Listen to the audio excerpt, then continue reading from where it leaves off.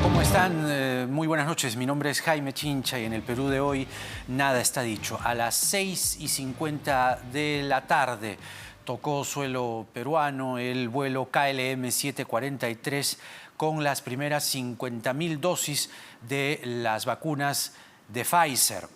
Y de aquí en adelante, semana a semana, irán llegando de 50.000 en 50.000 hasta completar un total de 20 millones de dosis. Según la premier Violeta Bermúdez, antes de terminar la gestión del presidente Sagasti, se tendrán garantizadas las vacunas para toda la población peruana. El ministro de Salud, Óscar Ugarte, ha señalado que el 80% del personal de salud está vacunado. Horas antes del arribo del vuelo, en conferencia de prensa, la premier Bermúdez señaló que con las primeras dosis de Pfizer se iniciará la vacunación de adultos mayores. Se hará la vacunación simultáneamente entre el personal de la primera línea, 80% van, ya lo dije, y nuestros abuelos y abuelas. El dato que no podemos dejar pasar, la presidenta del Consejo de Ministros informa que en el seguimiento de las últimas 4 semanas la curva de fallecidos muestra una ligera desaceleración a nivel nacional. Esto no debe relajarnos, sino mantenernos. Se han hecho asimismo importantes anuncios en materia económica y por esa razón está con nosotros el ministro de Economía y Finanzas, Waldo Mendoza. Ministro Mendoza, ¿cómo está usted? Muy buenas noches, bienvenido al programa. Jaime, muy buenas noches. Quizá la frase, el rótulo que se nos ha quedado marcado de toda la conferencia de prensa con anuncios que vamos a ir desarrollando a lo largo de la entrevista, decía que la frase es: dejaremos una economía en franca recuperación. Es la oración que sin duda genera expectativa y, ¿por qué no, esperanza? Díganos en palabras sencillas cómo planea usted esa franca recuperación.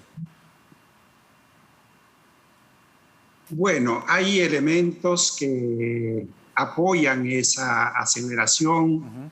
En primer lugar, al principio del gobierno dijimos que el motor del crecimiento económico iba a ser la inversión pública, que esta iba a crecer por encima del 20% en este año, y efectivamente en febrero hemos tenido una tasa de crecimiento de 16%.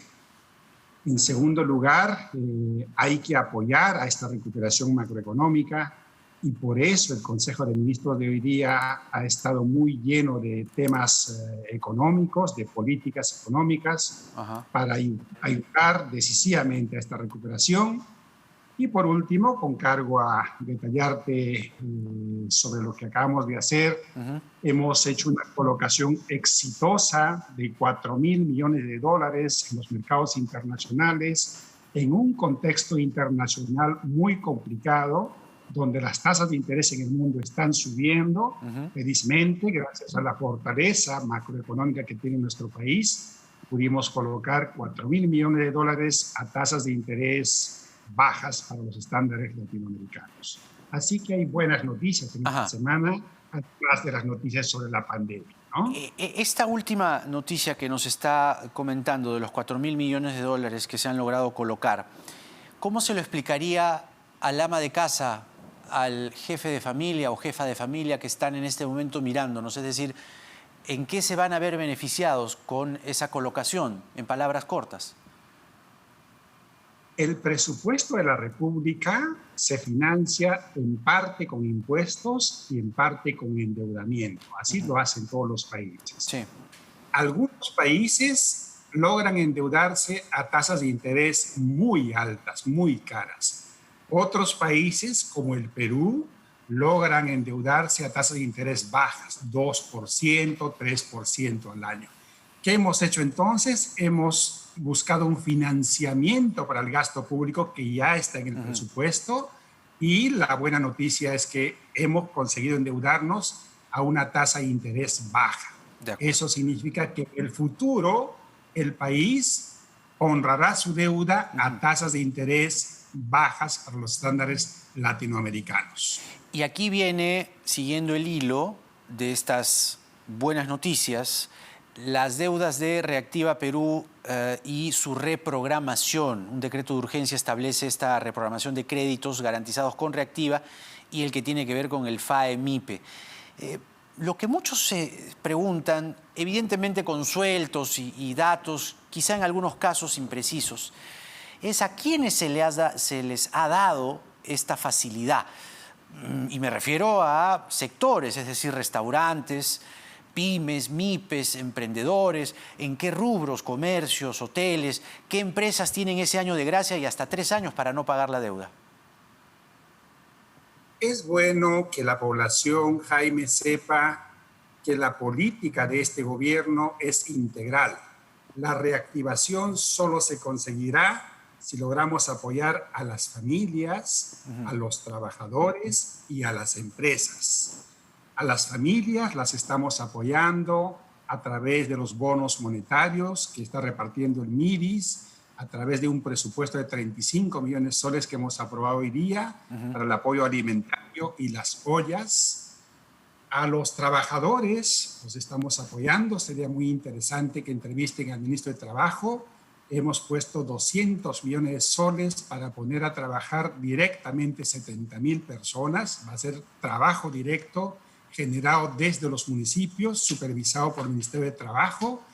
Y, yendo a tu pregunta, estamos apoyando a las empresas. Ajá. Lo que se ha demostrado el año pasado es que la economía peruana se está recuperando felizmente rápidamente. En abril nos caímos en 40%, sí, pero en diciembre ya crecimos en 0.5%.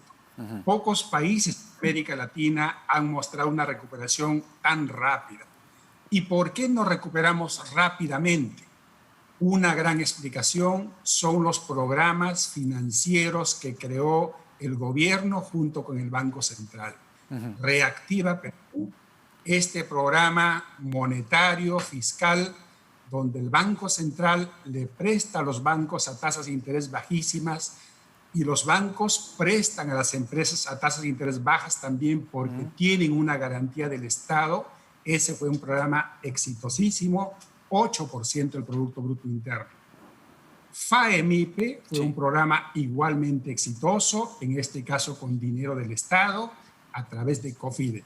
Estos programas explican que el aparato productivo peruano, a pesar del confinamiento, a pesar de las cuarentenas, se ha mantenido básicamente intacto.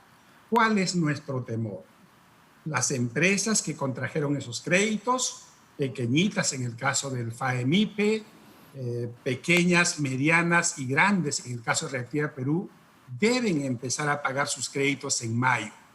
Algunas de esas empresas o un grupo de esas empresas podrían tener problemas en cumplir con sus obligaciones. ¿Qué es lo que estamos haciendo? Estamos reprogramando los créditos de Reactiva Perú y estamos reprogramando los créditos de FAEMIPE. De esa manera estaríamos aliviando la situación de las empresas que se vengan en dificultades. Y lo que le preguntaba, los sectores que más se han visto favorecidos, ciertamente el sector turismo está apuntando todas las balas al próximo año, pero necesita ciertamente ayudas y contención. ¿Cómo se evita justamente la quiebra de más empresas? Recordemos que, por ejemplo, en este sector, restaurantes, turismo es más afectado, pero restaurantes ya muchos estaban pidiendo chepa, estaban al borde. Si es que no se levantaba la cuarentena esta semana, quebraban varias. ¿Cuál es la contención allí? Precisamente este programa está dirigido a esas empresas que pueden tener mayores dificultades. En el caso de la reprogramación de FAEMIPE, este programa les dará 1 año de gracia adicional y hasta 3 años para poder pagar. Y está dirigido fundamentalmente a aquellas actividades que más han sufrido con las cuarentenas. En el caso de Reactiva Perú, el programa es parecido, 1 año de gracia y hasta 3 años para pagar intereses y amortizaciones, y está dirigido a todas las pequeñas empresas que hayan contraído este crédito, obviamente luego de la revisión que hagan los bancos, y también a las pequeñas y medianas empresas que hayan registrado caídas fuertes en sus ventas, de 10% en el caso de las pequeñas y de 20% en el caso de las medianas. Allí están esencialmente estos sectores como el turismo, que son los que más problemas han tenido. Señalaba usted hace un momento el empleo y esta partida de más de 200 millones de soles para empleos temporales, 72.000 empleos temporales si tengo bien el dato. Pero el contexto de esta pregunta es con un dato alarmante que tiene que ver con deserción de en total 450.000 jóvenes. 250.000 de las universidades, 200.000 de los institutos. Ciertamente allí puede entrar a tallar el empleo juvenil, aunque ciertamente con una capacitación paralizada, en pausa. ¿Cuál es la atención que le está poniendo el gobierno con estos anuncios al empleo juvenil? La manera franca, potente de recuperar el empleo es con el crecimiento económico. El Perú sigue postulando un crecimiento de 10% para este año. O sea que en este año prácticamente vamos a recuperar lo que hemos perdido. Esa es la manera de recuperar de manera potente el empleo. Las políticas que estamos poniendo en marcha es, dado que el empleo no se ha recuperado todavía, porque la producción tiene el empleo tiene un rezago respecto a la producción. Primero se recupera la producción y recién después el empleo. Dado que estamos en dificultades todavía con el empleo, estamos creando este programa de Trabaja Perú. Estamos trabajando también con el Ministerio de Trabajo para en las siguientes semanas generar programas adicionales para apoyar al empleo, que es una variable que nos preocupa muchísimo.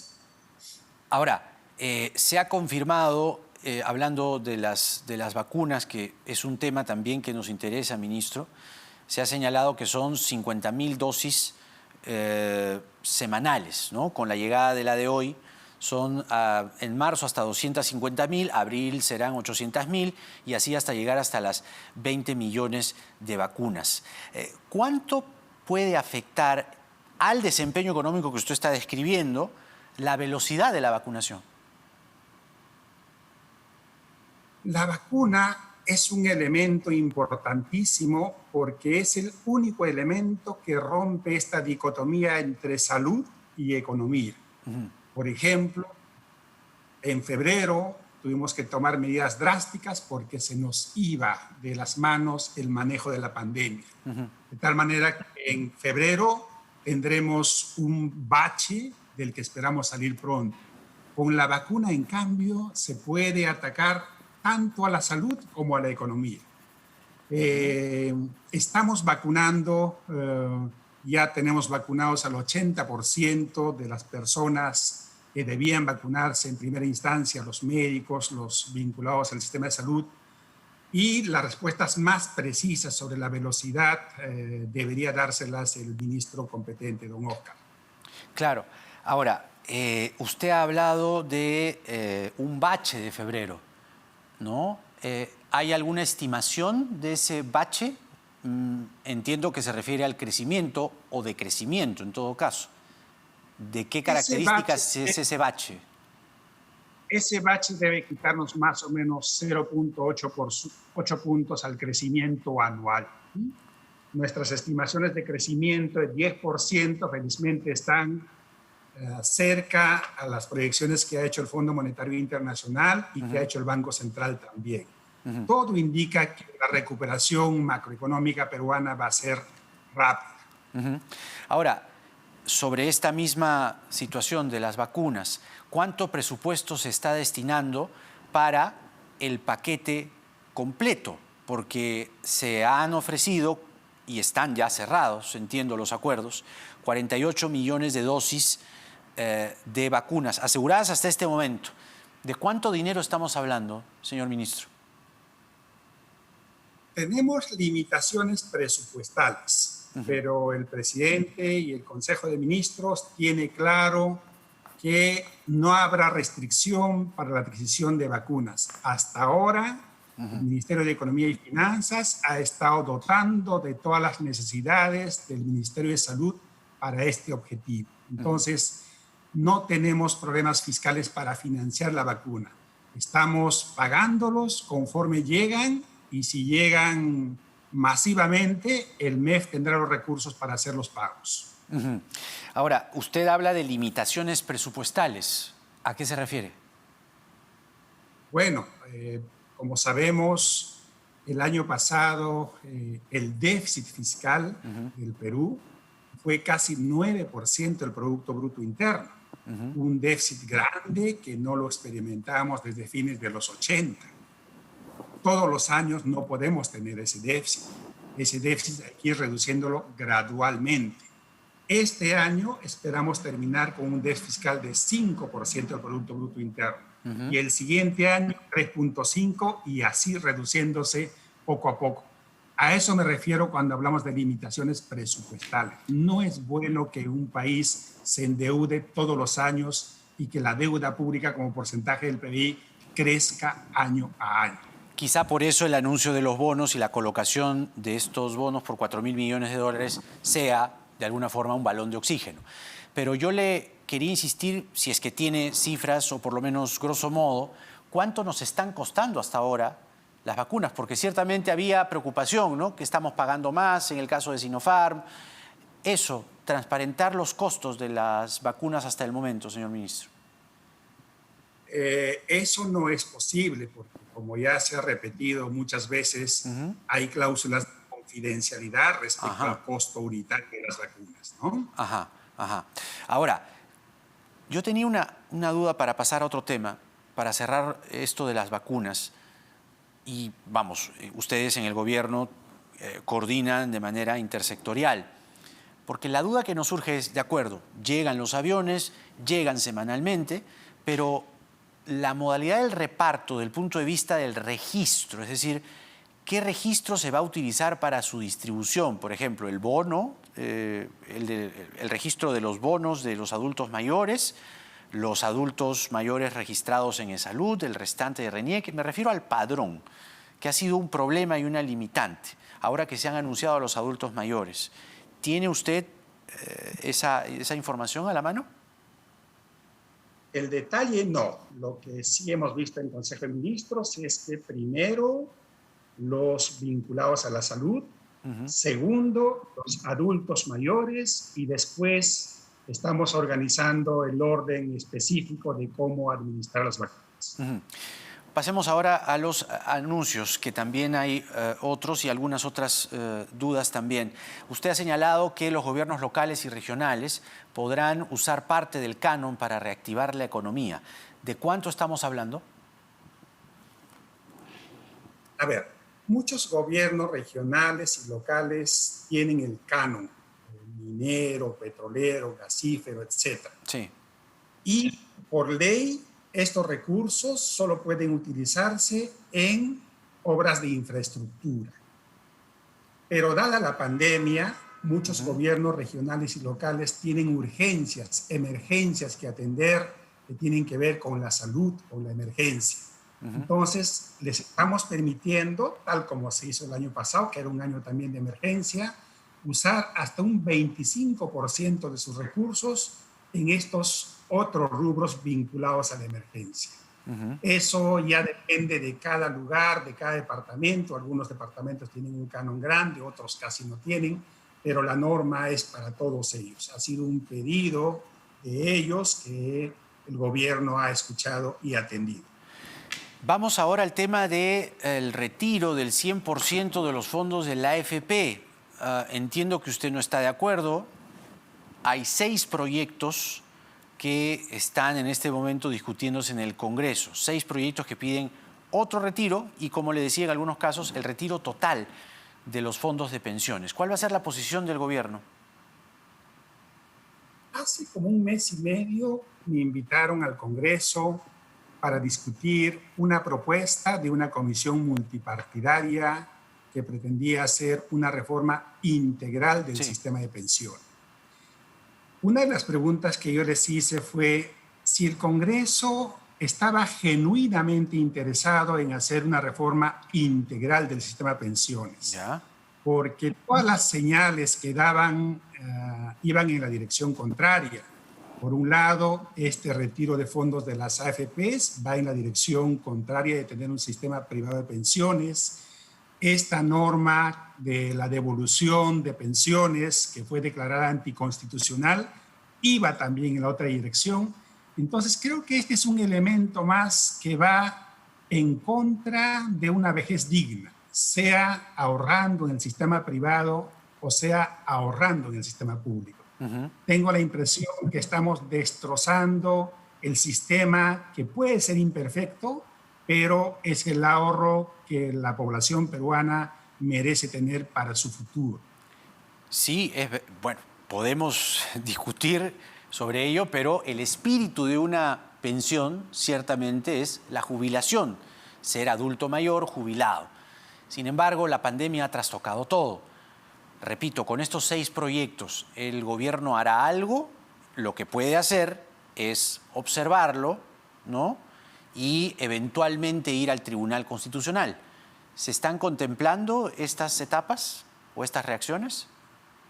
Esperaremos si la ley prospera y luego evaluaremos en el Consejo de Ministros para ver si la observamos y si luego apelamos al Tribunal Constitucional, pero preferimos esperar y me gustaría en particular que esta norma no prospere. Que no prospere. Ahora, parece, por el precedente o la evidencia que existe en el pasado inmediato, que el proyecto se aprobaría. Ahora, ¿cuál es el impacto económico? ¿Eso lo están midiendo? Porque hay un impacto en la jubilación, ciertamente, pero también hay un impacto en las AFPs. Y las AFPs, a su vez, tienen inversiones. Es decir, hay todo un andamiaje que no solamente va contra el afiliado en sí, sino contra el sistema, contra el modelo, contra las inversiones del país. Hay un impacto evidentemente en las pensiones, las personas que sacan sus pensiones y no la utilizan apropiadamente, evidentemente están sacrificando sus pensiones. Otras personas más sensatas posiblemente cambiarán de modalidad de ahorro, en ese caso el impacto macroeconómico no es tan grave. Eso es. De acuerdo.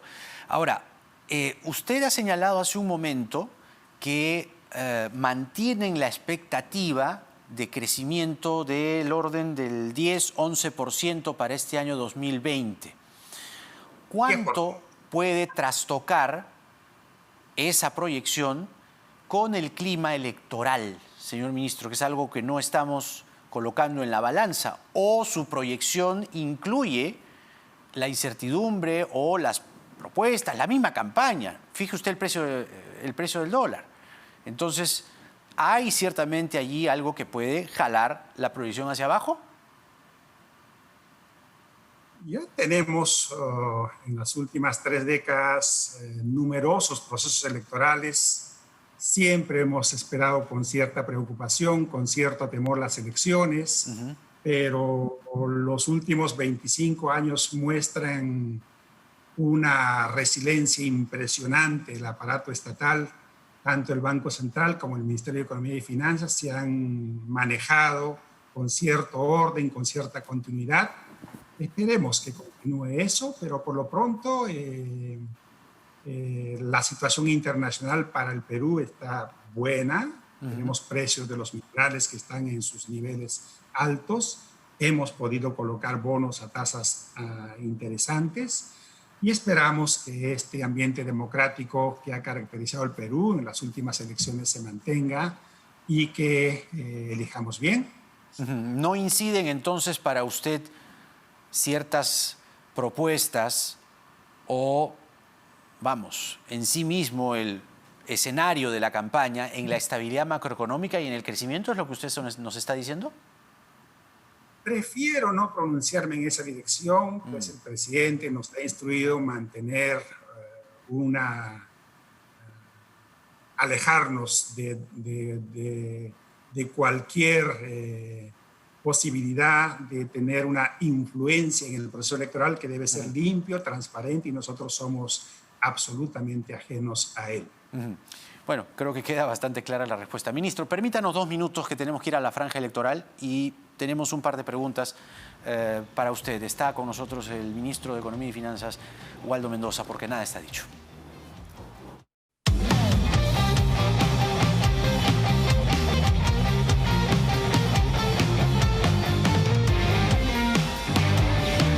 Preguntas finales para el ministro de Economía y Finanzas, Waldo Mendoza, quien nos atiende esta noche, y agradecemos su tiempo y los datos que está compartiendo con nuestro público, que son sumamente relevantes.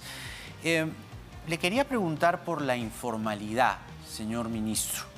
Usted, que además la ha estudiado y la ha explicado desde hace varios años.